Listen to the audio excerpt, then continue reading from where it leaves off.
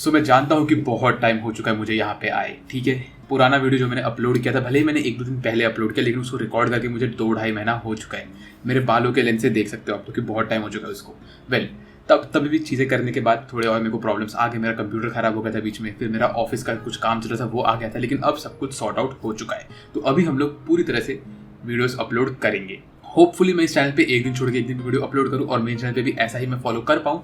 But देखते हैं, मैं ट्राई करूँगा कि बहुत जल्दी मैं रेगुलर हो जाऊँ, बट अब से मैं प्रॉपरली वीडियोस अपलोड करूँगा, ये मेरा आपसे वादा है। तो चलिए आज की वीडियो में बढ़ते हैं, जो कि ब्लैक क्लोवर मांगा के ऊपर ही होने वाला है। लास्ट टाइम हमने चैप्टर नंबर 280 कवर किया था, तो इस वीडियो में मैं टारगेट करता हूँ कि हम लोग 281, 282 और 283 तक कवर करेंगे, ठीक है। तो अब बढ़ते हैं वीडियो की तरफ। तो हमें दिखाते हैं कि जो हमारी ग्रीनविल फैमिली होती है, मतलब जो हमारे यूनो की एक्चुअली फैमिली होती है, वो फैमिली असल में बहुत टाइम पहले से स्पेड किंगडम के अंदर 2 बहुत बड़े डीमंस को कैप्चर करके रख रहे होते हैं। ये जो 2 डीमंस होती है कोई और नहीं, ये स्पेड किंगडम के 2 रॉयल फैमिली के छोटे छोटे बच्चे होते हैं जो कि बहुत क्लोज फ्रेंड्स होते हैं। इनके अंदर बहुत ही ज़्यादा स्ट्रॉन्ग एनर्जी और मैजिक होता है। ये लोगों का हेट्रेड एक दूसरे के लिए इतना बढ़ चुका होता है कि ये लोग एक डीमन में कन्वर्ट हो गए होते हैं। तो इसीलिए इस दोनों को सील अवे करके रख लिया होता है, और इन्हीं लोग को ग्रेनबेल फैमिली, जो कि हमारे यूनो की एक्चुअल फैमिली, वो इनको होल्ड ऑफ करके रखी थी बहुत टाइम तक। लेकिन अभी ये लोग बाहर आ चुके हैं। ये दोनों बहुत ही पुराने एंशिएंट डीमंस हैं, और हमें पता है ये डीमंस कौन है। इनमें से एक वो डीमन है जिससे इस वक्त बड़ी बहन गोलन लड़ रही है, और दूसरा डीमन इस वक्त क्लोव किंगडम के अंदर घूम रहा है। और ये सब चीजें हमें बता रहा होता है ज़ेनॉन।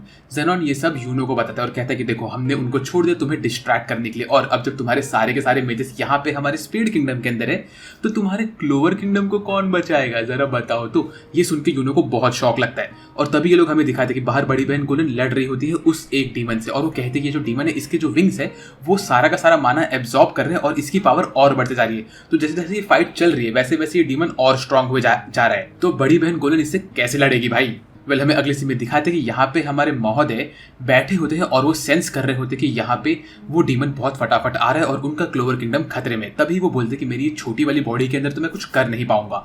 तो वो बोलते हैं कि मुझे पता है कि तुम एक मैजिक नाइट नहीं हो, लेकिन मुझे तुम्हारी हेल्प लगेगी। इस वक्त वो एक मिस्टीरियस इंसान से बात कर रहे होते जिसे हम नहीं जानते। वेल, हमें अगले सीन में दिखाते हैं कि यहाँ पे वो डीमन आ चुका होता है किंगडम के अंदर, और वो किंगडम के अंदर आके अटैक करना शुरू करता है। इसको यहाँ पे देख के हमारे सारे के सारे जो सिविलियंस होते हैं वो लोग डर जाते हैं। वो लोग कहते हैं कि हमें कोई बचाओ, ये डीमन हमें मारने वाला है, ये डेविल हमें मार देगा, कोई कुछ तो करो। लेकिन तभी हमारे जो बचे खुचे मैजिक नाइट्स होते हैं वो लोग आगे बढ़ते हैं। यहाँ पे थोड़े बहुत कैप्टन्स भी होते हैं, जैसे कि होता है हमारा कैप्टन पर्पल ऑर्कास का मिस्टर प्रिंगल्स बॉय। वो आगे खड़ा होता है और वो अपना वोल्टेक्स मैजिक यूज करता है। वो लोग यहाँ पे आके इनको रोक रहे होते हैं कैसे भी करके। यहाँ पे जो हमारा पर्पल ऑर्का का कैप्टन होता है, मतलब हमारे प्यारे से प्रिंगल्स बॉय, वो लिटरली यहाँ पे फाइट कर रहा होता है शील्ड बना बना के, और इन लोग को रोक रहा होता है इस डीमन के अटैक्स को। लेकिन उसकी पूरी बॉडी डैमेज होने लगती है यहाँ पे, और हमें दिखाते हैं कि ये डीमन बहुत ज्यादा स्ट्रांग होता है। तभी हमारे बाकी लोग जो होते हैं, लाइक वाइस कैप्टन होते हैं, हमारी टॉम बॉय होती है, फिर मशरूम बॉय होता है, ये लोग यहाँ पे फोकस करते हैं कि ये लोग नॉर्मल सिविलियंस को यहाँ से फटाफट बाहर निकाल सके और डीमन से उनको बचा सके। तो यहाँ पे अच्छा खासा इवैक्यूएशन भी चल रहा होता है। मीनवेल हमें दिखाती है वो डीमन लिटरली भाग रहा होता है रॉयल कैपिटल की तरफ, जहाँ पे हमारा किंग होता है। वो इस किंग को मारने के लिए आ रहा होता है। आई मीन ब्रो, इस किंग को मार दो भाई, बहुत अनोइंग है ये किंग। किंग बोलता है कोई इसे रोको रोको रोको, और तभी हमारे 2 और हीरोज आते हैं। हमारी मिमोसा का बड़ा भाई यहाँ पे आता है और वो अपना चेरी ब्लॉसम मैजिक यूज करता है। मीनवाइल नोवेल के भी भाई यहाँ पे आते हैं और वो अपना मिस्ट मैजिक यूज करके इनके अटैक को रोक रहे होते हैं। लेकिन वो लोग इस डीमन के अटैक को सिर्फ डाइवर्ट कर पाते हैं। ये डीमन का अटैक इतना पावरफुल होता है। वो अपना वाटर क्रिएशन मैजिक सी सर्पेंट भी यूज करता है, हमारा नोवेल का भाई, ऑफ कोर्स यूजलेस वाला। लेकिन उसके ये मैजिक जिसके ऊपर उसे 6 महीना ट्रेनिंग करके बनाया होता है, वो किसी काम का नहीं होता। लिटरली वो सिर्फ इसके अटैक को डाइवर्ट कर पाता है, जो आपको दिखाता है कि या तो नोवेल का भाई बेकार है, या तो ये डीमन बहुत स्ट्रांग है। आई मीन या तो दोनों चीजें भी हो सकती है। डीमन के अटैक डाइवर्ट होते हैं और डीमन के ऊपर भी ये लोग हल्का फुल्का अटैक कर रहे होते हैं उसको रोकने के लिए। डीमन यहाँ पे सारे के सारे अटैक के बीचों बीच होता है। लेकिन इस सब देख के हमें इतना तो मालूम पड़ेगा कि डीमन को कोई फर्क पड़ ही नहीं रहा है, डीमन अपने रास्ते जाए जा रहा है। तभी बाकी लोग बोलते हैं कि इसका जो मैजिक है वो बहुत ही खतरनाक है, हम करे तो करेगा। डीमन एक और मैजिक को चार्ज अप करता है और वो छोड़ता है उसको आगे। बट उसी वक्त यहाँ पे एंट्री लेता है वो मिस्टीरियस फिगर जिससे महोदय बात कर रहे थे। ये कोई और नहीं, ये हमारा डोमिनेटर होता है। वो अपना स्केल मैजिक यूज करता है और इस डीमन के मैजिक को निगेट करता है। तभी वो कहता है इस डीमन के पास बहुत सारा मैजिक है और ये सारा का सारा मैजिक मैं एक साथ निगेट नहीं कर सकता, मुझे किसी न किसी की हेल्प चाहिए।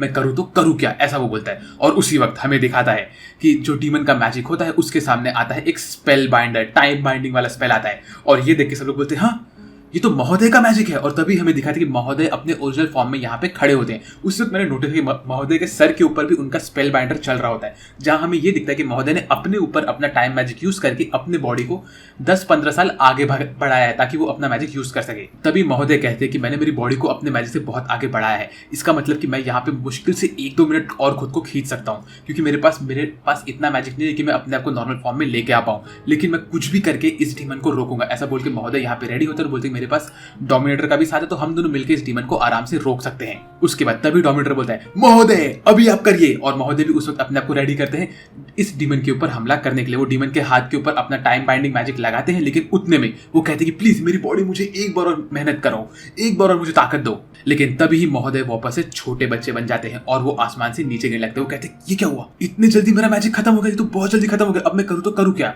और इसी वक्त वो डीमन अपने मैजिक को चार्ज अप कर चुका होता है और वो इनके ऊपर एक बहुत बड़ा सा एनर्जी ब्लास्ट छोड़ने वाला होता है कि तभी हमारा एक इनसेन सीन आता है कि इस डीमन के सामने एक ब्लैक कलर का स्वॉर्ड आता है और वो उसके मैजिक को काटता है। ये मैजिक किसी और का नहीं, ये है एक एंटी मैजिक। और हम सबको पता है कि अब किसकी एंट्री हुई है, आ चुका है हमारा आस्था।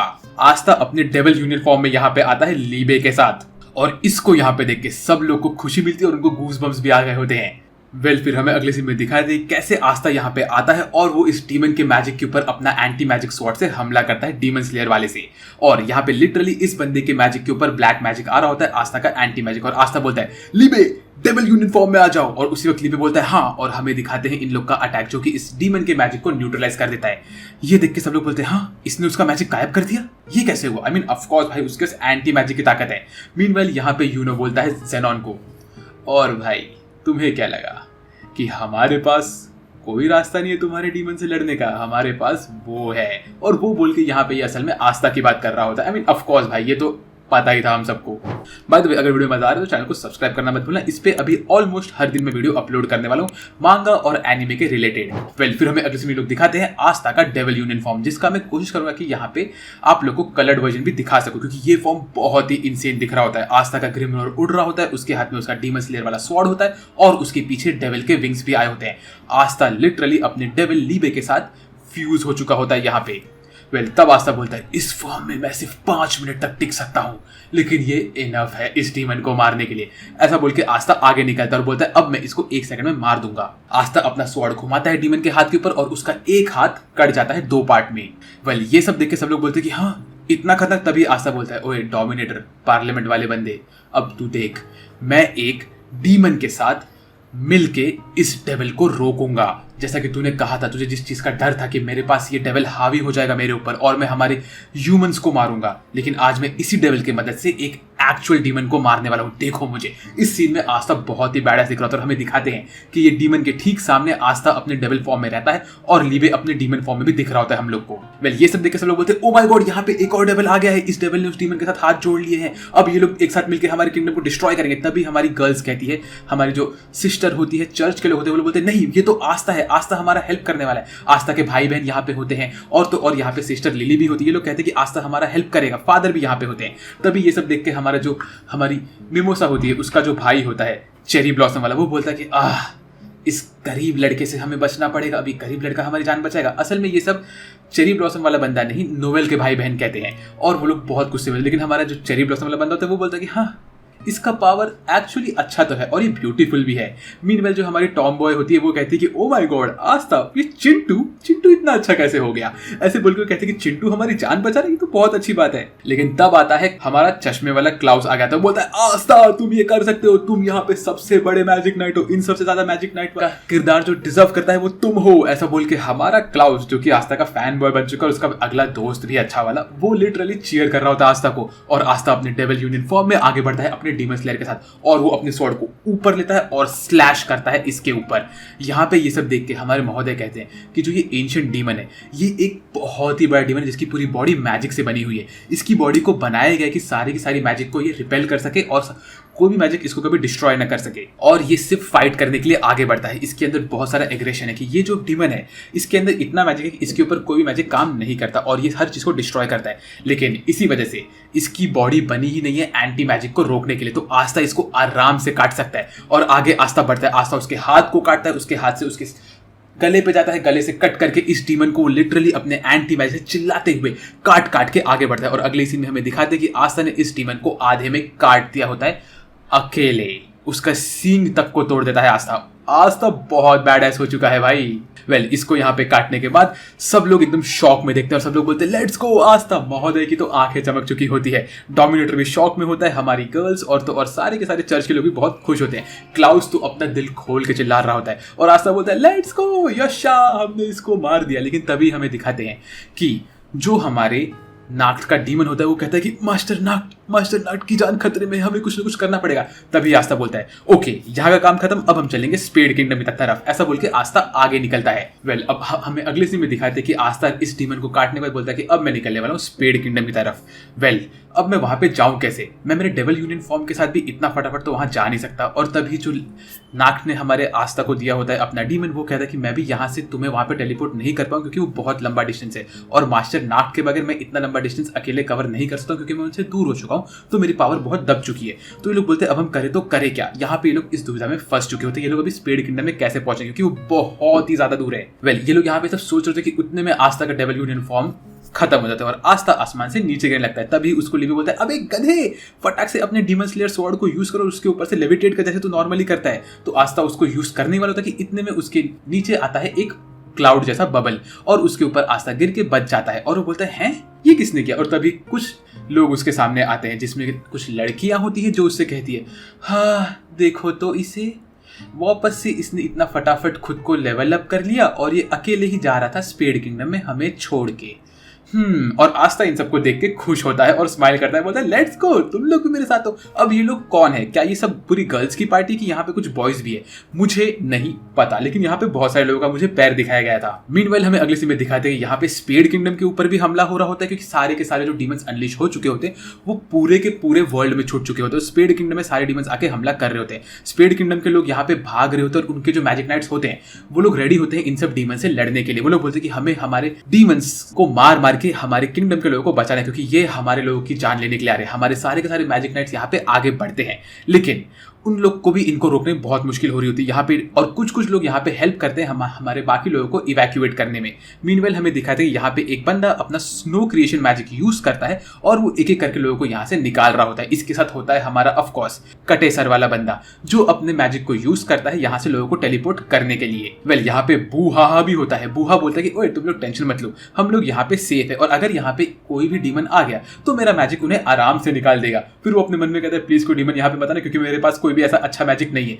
मीनवेल हमें अगले सीन में दिखाते हैं यहाँ पे स्पेड किंगडम के लोग भी लड़ रहे होते हैं उन सब डीमन से और तभी वो डीमंस इनके ऊपर हावी हो रहे होते हैं। तो स्पेड किंगडम के जो मेजेस होते हैं वो लोग कहते हैं लगता है हम लोग गए, लेकिन इतने में यहाँ पे हमला होता है बहुत बड़े फायर वेव का जो किसी और का नहीं हमारे फायर बॉय ने किया होता है। और फायर बॉय अपने फ्लेम स्पिरिट के साथ यहाँ पे आ चुका होता है।